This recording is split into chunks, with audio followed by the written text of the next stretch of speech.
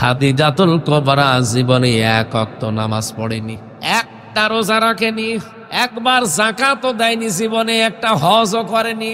অথচ আল্লাহ নিজে জান্নাতে ঘর বানিয়ে তার জন্য পাঠিয়ে দিয়েছেন পৃথিবীতে একজন মহিলা, যার জন্য জান্নাতে আল্লাহ ঘর বানিয়ে স্বয়ং সুসংবাদ পাঠিয়েছেন জিবরাইলকে দিয়ে। সুবহানাল্লাহ। তারপর জীবন আমি পড়ে দেখেছি এইটাই। তিনি আর যাই করেছেন উনি পাননি, এগুলো নামাজ পাননি, রোজা পাননি, হজ পাননি, যাকাত পাননি, কারণ এন্তেকালের পরে এই বিধানগুলো সব নাজিল হওয়া। জীবনে একটা বিষয় পাওয়া গেছে, উনি স্বামীকে উদ্বুদ্ধ করতেন দিনের জন্য। নিজের যত সম্পদ ছিল সব স্বামীর জন্য তিনি উজাড় করে দিয়েছিলেন। সম্মানিত মা বোনেরা, বলেন তো পৃথিবীতে একটা ইবাদত করলেন না? শুধু স্বামী কেন্দ্রিক থাকার কারণে যদি আল্লাহ জান্নাতে ঘর বানিয়ে পাঠিয়ে দেয়। আর একজনের জীবনী পড়েছি, হযরতে আসিয়া। এই মহিলা তার স্বামীর অত্যাচারিত হওয়ার পরে দোয়া করেছিলেন, আল্লাহ তুমি আমার জন্য জান্নাতে একটা ঘর বানিয়ে দিও যেখানে বসে তোমারে দেখা যায়। এই মহিলার দোয়া কবুল করে আল্লাহ জান্নাতে একটা ঘর বানিয়েছেন, আর ওনার জন্য আল্লাহ নিজে জান্নাতে ঘর বানিয়ে পাঠিয়েছেন। দুইটাই স্বামী কেন্দ্রিক, একটা স্বামীর সেবায় আর একটা স্বামীর অত্যাচারে। এই জন্য আমরা চাই আপনি যখন বাইরে যাবে স্বামী, তখন আপনার লজ্জাস্থান সহ আপনার যা আছে পরিবারে, স্বামীর সন্তান, স্বামীর সম্পদ আপনি হেফাজত করে রাখবেন। স্বামী যদি দিনের কাজে, ইসলামের কাজে, মানবতার কাজে থাকে, তাকে আসিয়া খাদিজার মতো সাহায্য করবেন। কিয়ামতের দিন হয়তো খাদিজার সাথে আপনাকে আল্লাহ জান্নাত দিয়ে দিতে পারেন।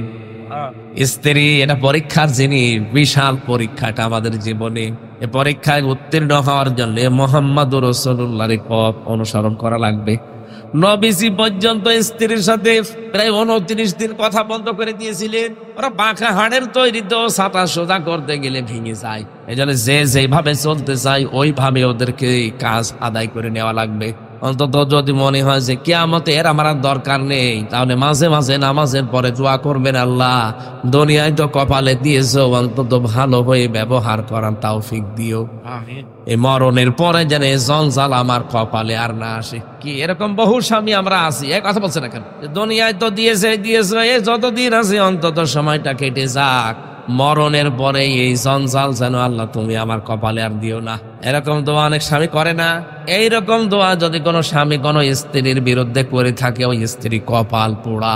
যদি আপনার স্বামী এটা চায় হযরতে রাসূলুল্লাহর মতো, মাঝে মাঝে হযরতে খাদিজার ইন্তেকালের পরে তিনি চলে যেতেন কবরে। পাশেই তো কবরস্থান দেখেছি, কবরে যে দোয়া করতেন, রব্বুল আলামিন কিয়ামতের কঠিন ময়দানে হয়তো বাবা ছেলের পরিচয় দেবে না, স্বামী স্ত্রীর পরিচয় দেবে না। কঠিন ওই ময়দানে হাসরে যেন আমি আমার খাদিজাকে ভুলে না যাই। কি করেছিলেন স্ত্রী হিসাবে স্বামীর জন্য? অন্য কোন স্ত্রীর নাম তো বলেননি, এই একটা মহিলার নাম কেন বললেন? কি করেছিলেন বলেন তো মা বোনেরা? আপনি কি করেন যে আপনার জন্য স্বামীটা জীবন একদিন দোয়াও করে না, আরো বলে আল্লাহ এ জঞ্জাল কবে আমার ঘাট থেকে যাবে? স্ত্রী যেহেতু পরীক্ষার বিষয়ে, পরীক্ষাকে পরীক্ষার মতো সামনে নেওয়া লাগবে। আমি সহ যারা এসেছি আমাদেরকে আল্লাহ এই পরীক্ষায় উত্তীর্ণ হওয়ার তৌফিক দেন, বলেন আমিন। 2 নম্বরে সন্তানাদি, এগুলো পরীক্ষার বিষয়, এগুলো আকর্ষণীয় করি আল্লাহ দিয়েছেন। 3 নম্বরে পঞ্জীবিত সোনা রূপা। 4 নম্বরে এই পৃথিবীতে বাহন যেগুলো আছে, যত রকমের বাহন আছে সবের ভেতরে শামিল। 4 নম্বরে গবাদি পশু পাখি। 5-6 নম্বরে এই পৃথিবীর শস্য ক্ষেত যেগুলো আছে, জমি জায়গা। এটা বিষয় সামনে নিয়ে আল্লাহ বলেন এর চাইতে উত্তম বিষয় আমি আল্লাহর কাছে আছে। লিল্লাযীনা তাকাউ ইনদা রাব্বিহিম জান্নাত। কোন মানুষ যদি সত্যি আল্লাহ ওয়ালা হয়ে যায়, আল্লাহকে ভয় করে জীবন চালাতে পারে, ও যদি জীবনকে তুচ্ছ মনে করে না, এই বিশাল সুখগুলো আমার সামনে আছে, এই সুখগুলোকে আমি পরিমিত ব্যবহার করে আখিরাতের সুখ চাই। রব্বুল আলামিন বলেন ওই মানুষের জন্য আমি বাগান বানালাম জান্নাত, তার তলদেশ দিয়ে নদী আর নহর প্রবাহমান থাকবে। ও ভাই, এত বড় জান্নাত, এটা আমাদের বিশ্বাস হয়। এটা পাওয়ার জন্য অন্তত টাটকা সুখগুলো একটু পরিমিত ব্যবহার করা লাগবে। রব্বুল আলামিন বলেন আজওয়াজুম মুতাহহারা, পবিত্র স্ত্রী দেওয়া হবে যা কখনো তোমার উপরে মন খারাপ করবে না। এখানে তো 8টার জায়গায় 7টা হয়ে গেলে মন পাওয়া যায় না। ওখানে কিয়ামতে আল্লাহ যে হোর আপনাকে পবিত্র স্ত্রী দেবে, কোনোদিন আপনার উপরে মন খারাপ তারা করবে না। সুবহানাল্লাহ বলেন। রিদওয়ানুম মিনাল্লাহ। 3 নম্বরে আল্লাহ বলেন আমি নিজে তোদের উপরে রাজি হয়ে যাব। আল্লাহু বাসীরুম বিল ইবাদ। রব্বুল আলামিন বলেন আমি আল্লাহ কিন্তু সূক্ষ্মদর্শী, খুব ভালোভাবে সব দেখতে পাই। আল্লাযীনা ইয়াকুলুনা রব্বানা ইন্নানা আমান্না ফাগফির লানা যুনুবানা ওয়া কিনা আযাবান নার। 6টা গুণ তাদেরকে এখন থেকে অর্জন করা লাগবে। মোনাজাত করলে আমার কাছে বলবে রব্বুল আলামিন আমরা ঈমান এনেছি, আমাদেরকে মাফ করে দাও, জাহান্নামের আগুন থেকে আমাদেরকে তুমি মুক্তি দিও। আস-সাবিরিনা ওয়াস-সাদিকিনা ওয়াল কানিতিনা ওয়াল মুনফিকিনা ওয়াল মুস্তাগফিরিনা বিলা সাহার।